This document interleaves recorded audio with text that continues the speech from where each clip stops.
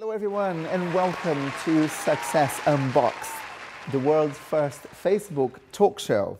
Today in the show we have someone very special. She has given a TED talk titled The Other Side of Syria. She's half Syrian, half Spanish. She speaks at least 3 languages and she is an inspirational woman. She was the finalist of the Inspirational Woman Awards of the Year.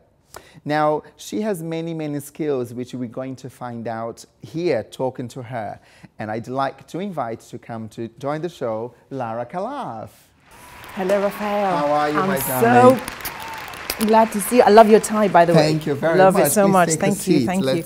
Let's talk about unboxing your success. Oh, wow. But before we go into success, I know you had a bumpy road.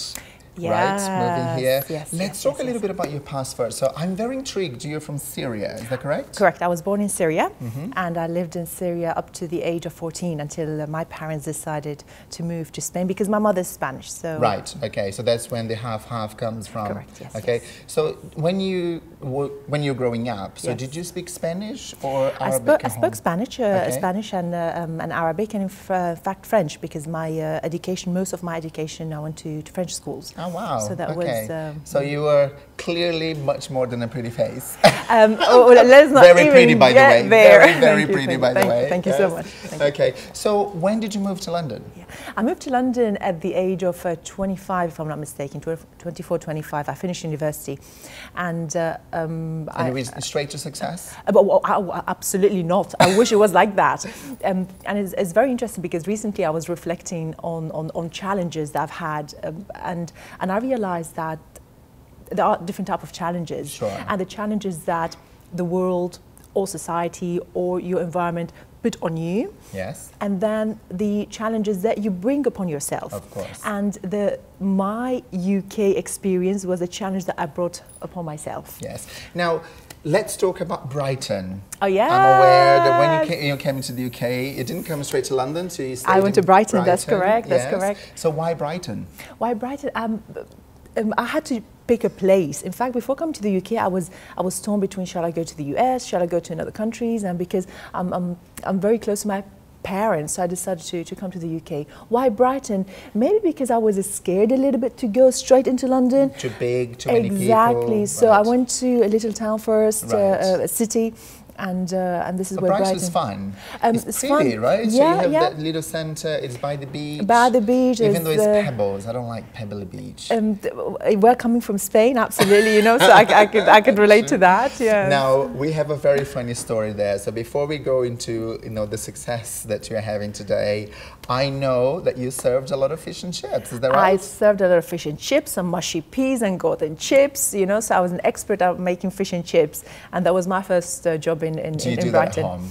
I think I haven't had a fish and chips for years now. So Why maybe put you off? I don't know, but having said that, the last one it was in Iceland. No, in Iceland. That's why that was Icelandic fish and chips. Yeah. Oh wow. Okay. So let's talk a little bit there, because obviously you said you graduated from university. Correct. It's just like many migrants, they leave their countries and then they move to the UK, not just UK, but US and Germany, and then they go and do jobs that probably they would not be doing in their own country, right? Yes. So let's talk about the challenges there, because in every challenge you always learn something. Yes, yeah, correct. So talking about your fish and chip experience, what was the biggest challenge there and what did you learn? Yeah.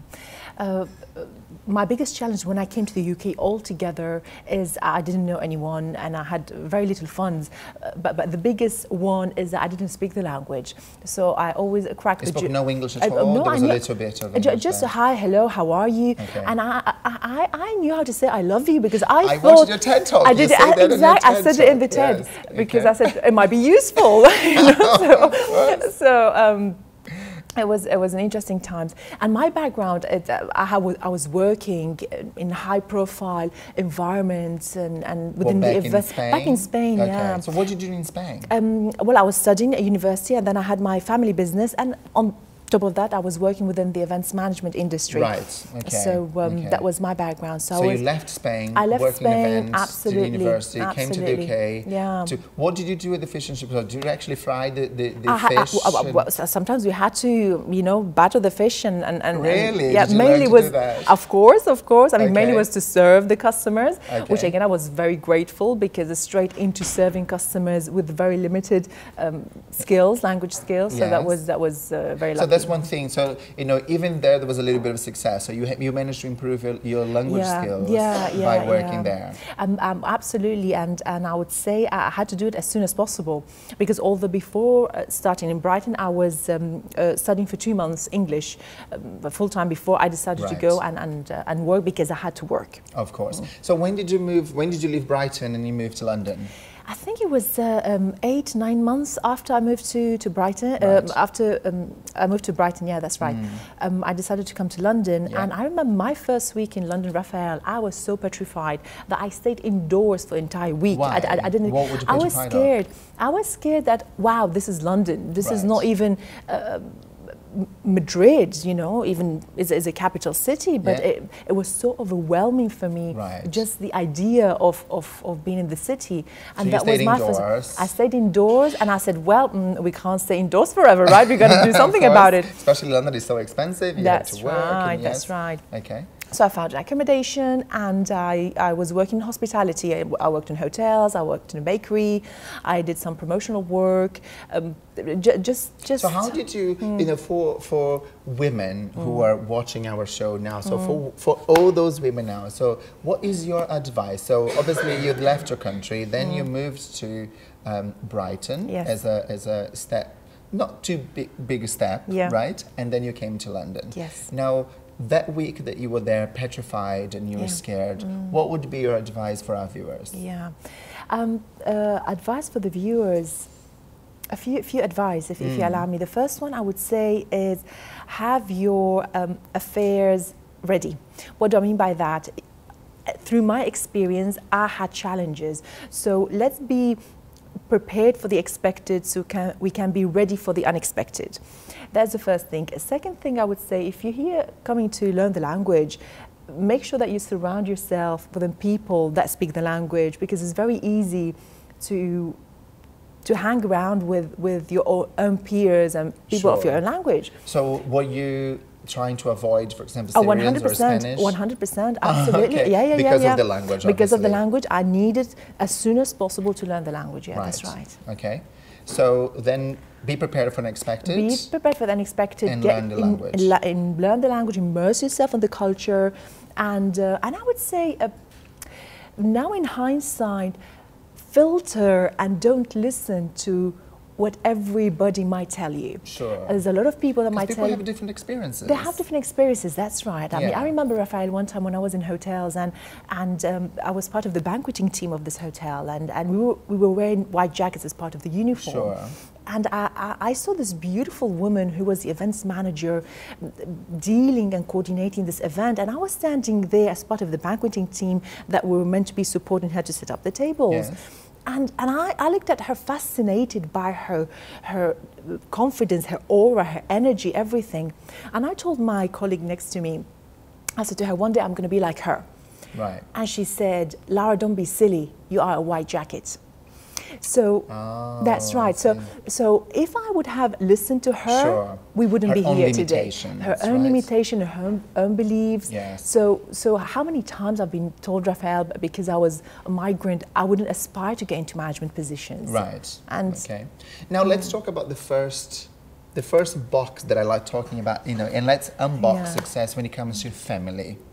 Yeah. So for you, let's talk about, you know, the family affairs, and every family has its own problem. You know, they have their problems, their conflicts, but every family has success. So for you and in your family, what does success mean to you? Yeah, in fact, it's very interesting. I came through a quote yesterday. Can I share it with you? Yeah, I have it written down here to make sure that I say it correctly. It says that success is when reality looks like what's on your imagination. Oh, wow, okay. It was Simon Sinek who said it. So success is when reality looks like what's on your imagination. And I just connected with this quote immediately. I said, wow, beautiful. Luckily, my background, my family has achieved certain, I wouldn't say status, but you know. Sure. What does your father do? My dad is in business. He's an ophthalmologist, an eye surgeon. All right. So I've grew up in a nice environment and with aspirations. With aspirations. So the aspiration. In fact, I'm so grateful to my parents because one of the reasons that they decided to move to Spain is because to give us an opportunity to choose and make our own decisions of what we want who do we want to be in life. Okay. So I'm forever grateful for my parents for allowing me to. So is that success? If we have to put now success in the box, I know we like unboxing success, but now for you, success in this case for your family is for your parents to allow you to move countries, to allow you to achieve education. To achieve education and to be whoever I choose to be rather than what society was telling me who I was meant to be because of I had to follow my dad's footsteps, for example. So for that, I'm very grateful. But if I was now knowing what I know now, Raphael, I would like to add something else. And I would say also for me, success, apart from just the quote that I've mentioned to you, is love what you do regardless of what you do. Love what you do regardless of what you do. How many times we do did you love doing fish and chips? Do you know, I made the most out of it. Okay, good. Okay, there we that's go. Great. Absolutely, because I had to learn. I had to improve my service skills. So all that was, you know, I learned how to make extraordinary teas. Okay, and you loved what you did. Exactly. Okay. So in every situation, you know, there's a. So now let's move on to. So you worked in hotels. Okay. Then I believe you went to reception. That's how you really started your career. So obviously your English was good by then because otherwise you couldn't work as a receptionist. But sometimes in this country, it is something that can be looked down, right? So it's like, oh, because you work a reception or as a secretary. But it is a very, very important job. It is, you know, it's a lot of work involved. So can you tell us a little bit about that? Absolutely. You know, this is a very good point that you mentioned that. I mean, being a receptionist nowadays is a great opportunity. If you want to become a career receptionist, that's brilliant. So many receptionists become personal assistants if that's their goal, or it's a great opportunity to then move up within the organization that you're working. So if we have any aspiring people here, you know, being a receptionist is a great way to get into your desired footsteps and career path. I worked as a receptionist, but even then, Raphael, I remember saying, oh my God, will I be able to do this job? All right. Yes, okay. So I had my own limitations that I had to work on. And within 6 months, were you scared of the interview, of going through the interview? Yes. Because a lot of, you know, I'm a migrant, you're a migrant. We have that fear, right? Is my English good enough? Do I speak English well enough? Telephone, will I understand people over the telephone? Yes. So you had all those fears? Oh, 100%. And in fact, I remember that my colleague was Australian or from New Zealand, I don't remember. And is it even more difficult accent to understand? It's not even that. Especially if you're But she was flowing with the language. So I remember just writing down sentences so I could then replicate when I was dealing with my guests. Okay. So how did you? So for you, I think let's unbox a success there. So you had your fears, right? And then even though you had your fears, you applied for jobs. How did you get your first job as a receptionist? I applied. I just applied for the job. I said, okay, look, I think let me go back a step here. One of the things I've always been driven by, rightly or wrongly at that point, was to make my family be proud of me. It was my choice to come to the UK. No matter how old we are, especially the parents. Yeah, we want to make our parents proud. Absolutely, especially when they had done so much for my brothers and myself. Okay, so it was your time to prove to them. I wanted to prove, but even then, I didn't tell my parents what I was doing. All right, okay. Absolutely, so that was, okay, let me get to what I thought success looked like before I shared with my parents what I was doing. Right. It's one of so those you only things. told them that you got the job Later, not even receptionist. Later, really? Later. Why? It's maybe it was my own limitation. I think that was yeah. So you had to prove that you had something a little bit better. A little bit because better, of the yeah. or the background. Maybe, It's yeah. not just you. I think it's Yeah, everyone. yeah. Everyone that moves countries, isn't it? So okay, then now let's talk about going a step up. So you left reception. Yeah. Now it comes.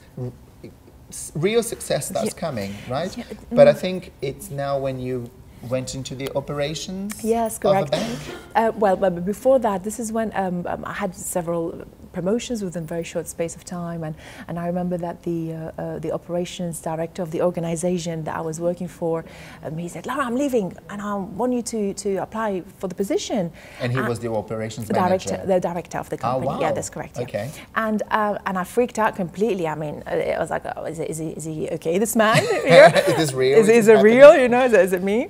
So and just going back to your success there, so but you didn't visualize that you could be. No. So then you don't know what success was coming. No. Exactly, Right. exactly. And I said, okay, well, I was dealing with business back home in Spain. I mean, I started my leadership career when I was 16, so I had that background already. I said, okay, well. But he believed in me more than I believed in myself, Right. and for that I will be grateful to him. And where was he from? Just curious. He was from here, from the UK. Yeah, yes, English great. gentleman, fantastic. I also had a lot of people who helped me. You know, I think we have to be very grateful 100%, for people in this country. 100%. They do help those that they want to help, but they really help one day. Yeah. And I don't know what So would then have you got the job. I got the position, absolutely. You became an operations director. I became the head of operations of the company, Wow. and all of a sudden. And what kind of company was it? It was a front of house company, so I had clients, all client facing, corporate reception, organization.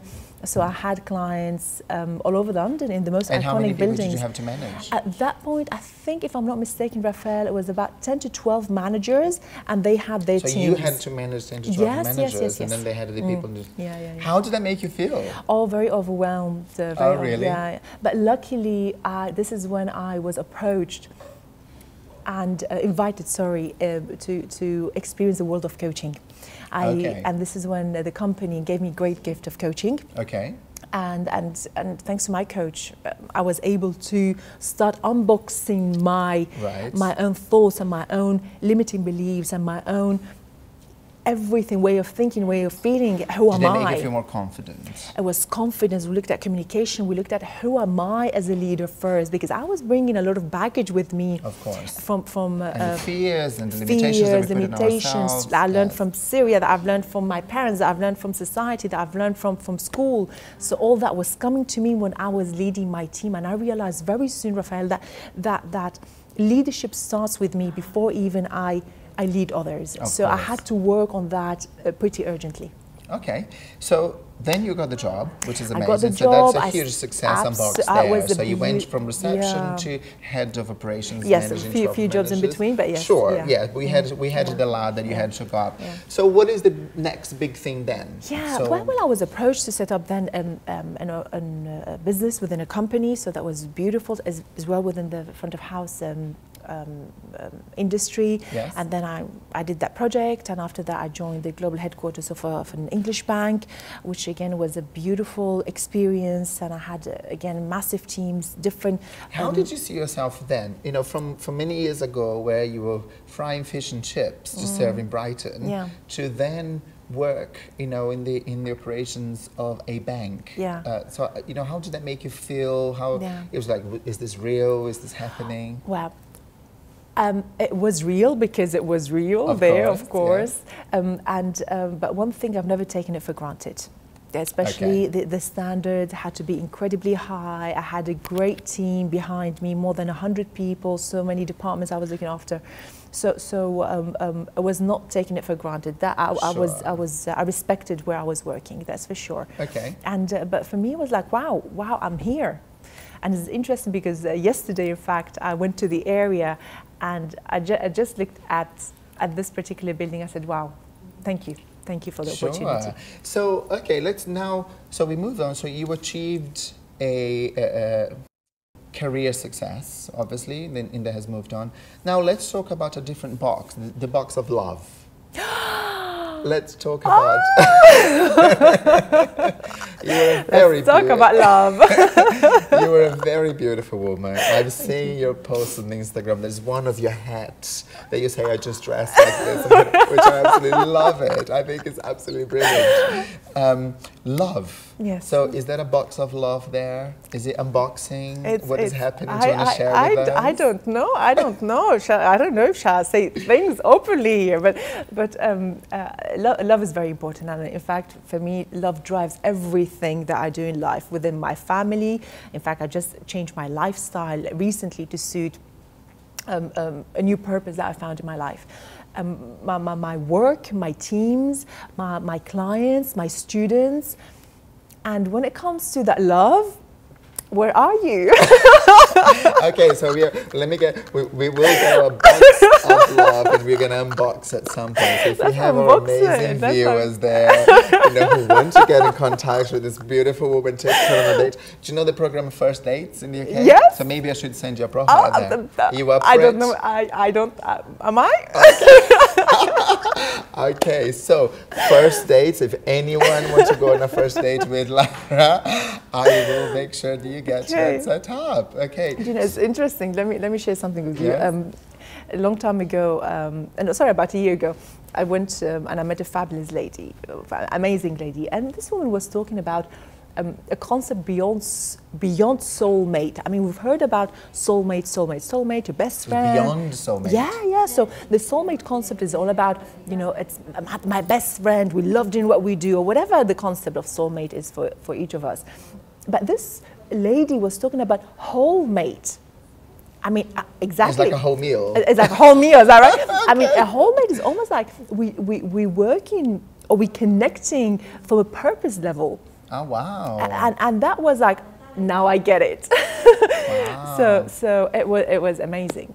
Yeah, concept. I mean, amazing. Yeah. Okay. So if I get to a first date, I will make sure that they have a very strong sense of purpose. Okay.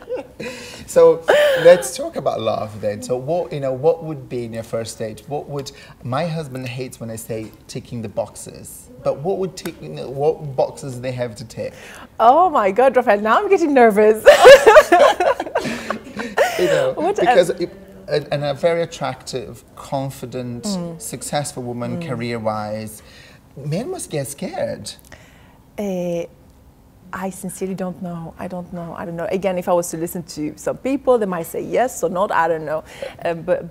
What is attractive for you? So let's talk about what makes. It's like when you have this sparkling, it's like, oh my God. Yeah. What is it? Yeah, I would say energy. Yes. Tall, yes. Let's talk. We're going to break it down. Yes, you really are on the mission to get me somebody. I'm ready for it. I want to know. Yeah. Well, I'm a tall lady, okay. so You have to be tall, obviously. How tall are you? I'm 175 centimeters. Okay. Yeah. Okay. Anyways. And in that case, going back to purpose, because I think that when you, a partner for me is a person that we elevate each other, sure. and we have that sense of adventure, and that we're independent and we have our lifestyle, but rather than looking into each other's eyes and just have that passion, which of course is super important, is also looking towards the same direction, right? Sure. So that's and important. To elevate you has to be a very strong man. Strong man, muscles wise. And what do you like? Blonde, brunette, blue eyes? No. There is no. It really depends. So you have No. you need to have the sparkle there. It's sparkles, the energy. It's the So it could be blonde. It could be brunette. It could be ginger. Yes. I am getting her speech. I'm getting nervous now. She's blushing. If you can see closely, she's actually blushing. Okay, let's talk about fashion. Oh, right? Yes. Because I've seen your Instagram photos. Okay, is this something that you find successful? Like, do you think a successful woman? Because there is this thing about if you are a businesswoman, you must behave like a businessman. Oh, and yes. with you, clearly not. I can see the jewelry, you know, you're very feminine. So let's talk about that. You know, can you combine being a very feminine woman with being a strong businesswoman? Oh, 100%. In my opinion, 100% yes. Because this is going back to who are you as a human being.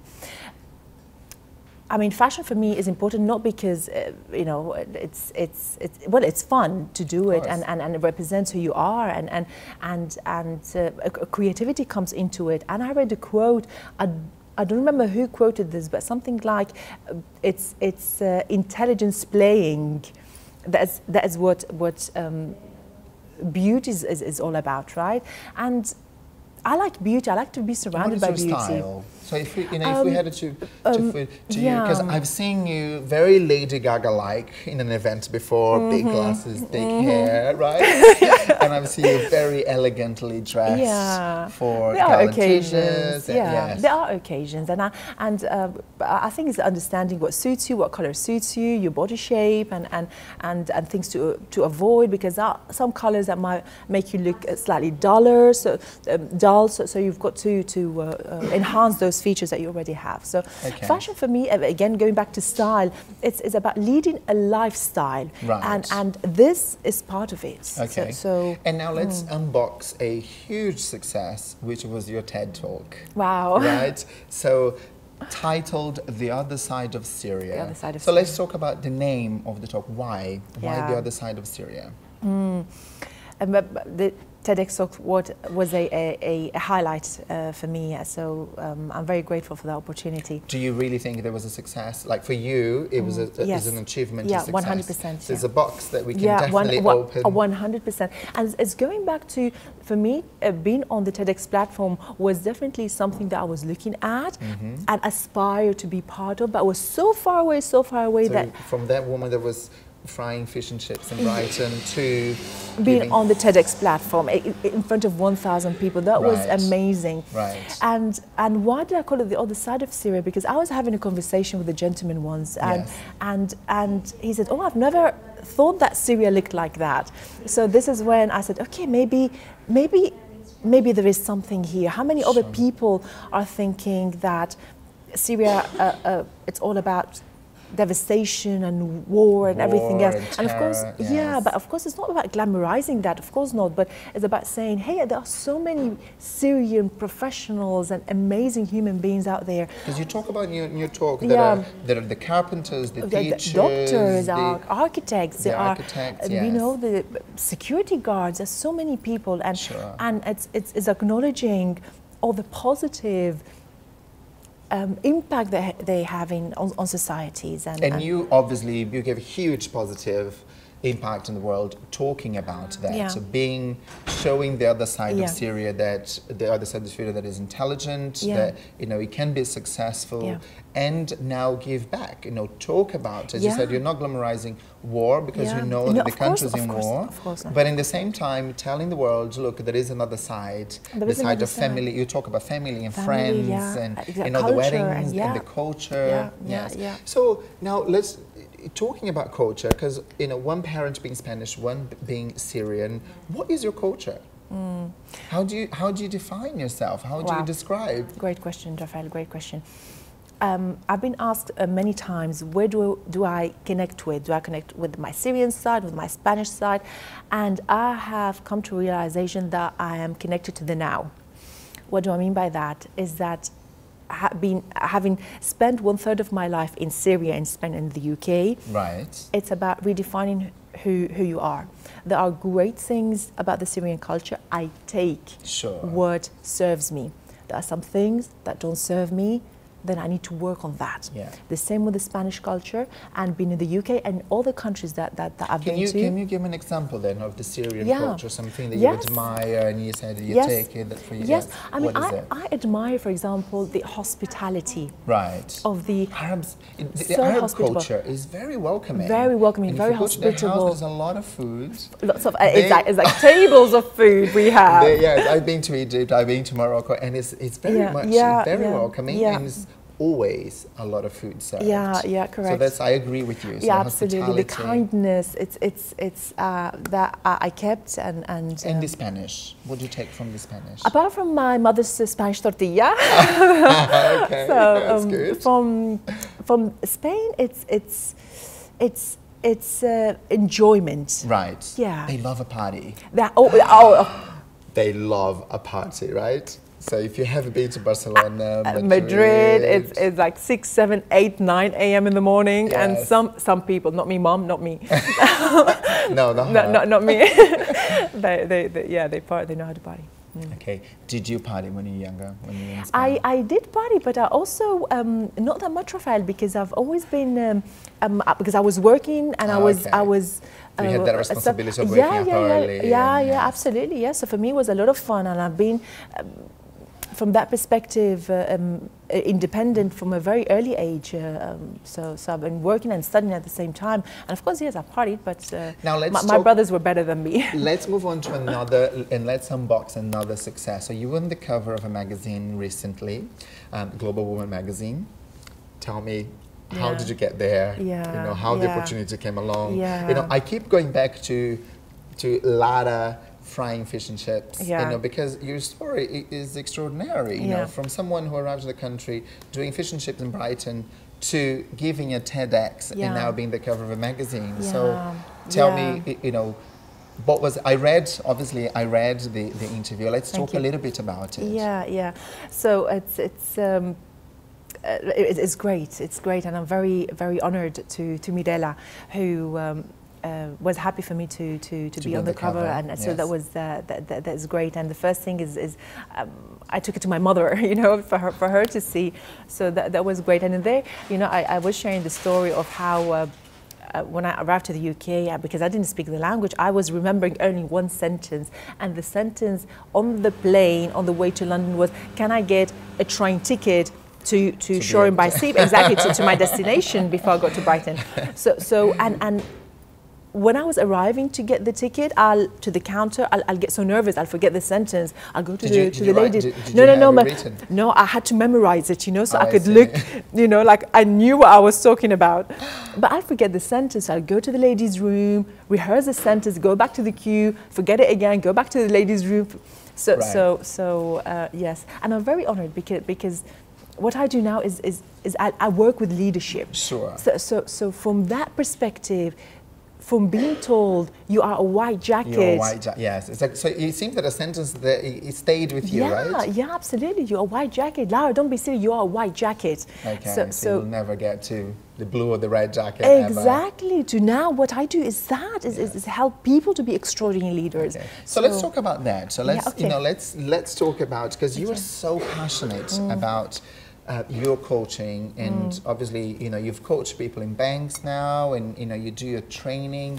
So let's talk about your business. You know, Lara, Businesswoman now. So from fish and chips in Brighton to Businesswoman. Yes. So what do you do now? Yeah.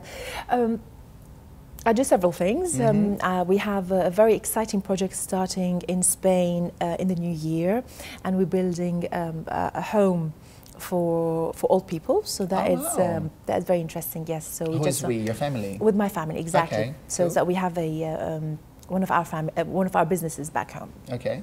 So that is one thing, and I'm part of the board, and the side that excites me so much, it's the leadership side. And so what I do is I train and I professionally coach people to become extraordinary leaders. Right. Because in my opinion, Rafael, leadership is a decision you make.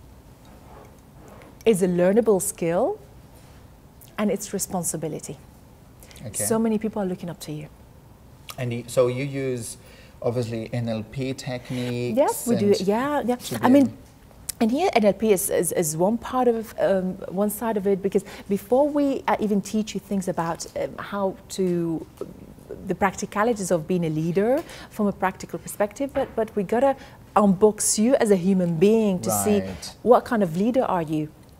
Because you need to know yourself to be able to lead others. Of course. This is the thing, when you're leading, when you're having a conversation with a team member, you are leading with all your history behind you. So what would happen if some of the things were empowering? Brilliant. But if those things were not empowering enough, and you're bringing that into somebody else's life, into your business, into your own business, into somebody's firm. So I've seen great leadership, and I've had the pleasure of being mentored by amazing people. But I've also seen I call this concept the unbelievable leader.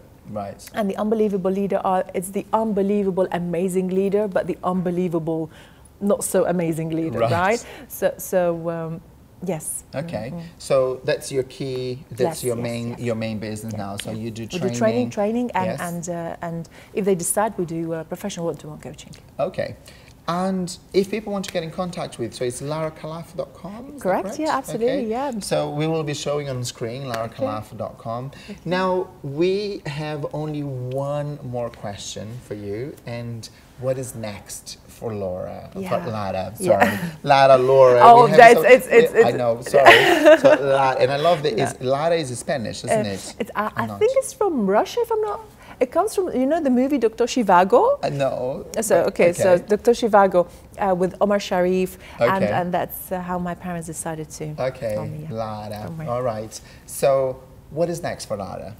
Wow, great question, Rafael. Especially coming to the end of the year, is that right? Yes. When you look back and when you have to think what is coming next. What's coming next and everything else.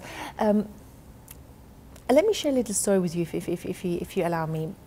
Not a long time ago, I had a not so great piece of news from back home, and I had such a big sense of purpose, and I had these massive goals and massive vision and everything else.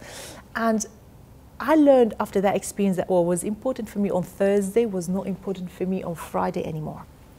But I also learned that it was okay to have several purposes. Right. So what is my purpose now? It's to enhance my coaching practice, of course, and help my business ladies to be amazing leaders. So you focus on helping women? Oh, of course, yes. Okay. And also to create memories with my parents. So right. these are my two focuses: to be with my family and as much as possible with them, and have quality conversations and quality transformation. Not quality transformation with my business ladies if they choose to step up and become a leader. Right.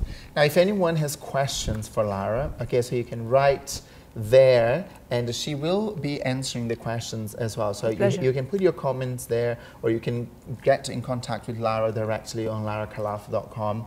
But now, so we will have to say thank you for being in the show. Thank you, Rafael. It was wonderful talking to you. My pleasure. Talking to the other side of Syria, yes. which is very beautiful, very successful. And to those who want to get in contact with us, please go to unboxit.com/successunboxed. And if you are a young designer and you want your clothes to be in the show, you can contact me. I will be very happy to wear and promote your clothes here in the show. Lara, thank you so much for being here in the show. My and pleasure. thank you all for watching it, and see you guys next time. Goodbye.